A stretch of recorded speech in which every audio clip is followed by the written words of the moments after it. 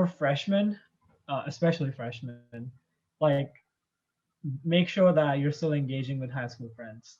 I think that's like one of the most important things because when you come in freshman year in college, it's not like in an instant you have like hundreds of friends. So like you need to have like a fallback system for support. Like I'm not doing great. How's your college? And then they'll be like, yeah, it's great or it's not great. And then you like feel some kind of like motivation or just like emotional support. So that's a really big thing having like high school friends still. What else? I talked about academic advisors. They're a great resource. Professors, office hours, and even like it's not like you only have to go to office hours if you're an NA student. That's not correct. You have to like just like go to your office hours even if you fail a test. The professors won't be like, you if you fail the test, you're out. No, that's not true.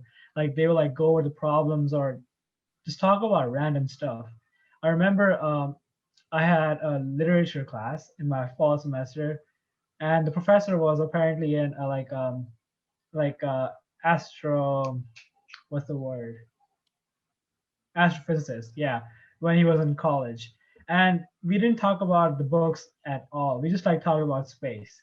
So like you can talk about any random stuff and just like get like emotional support along with that topic.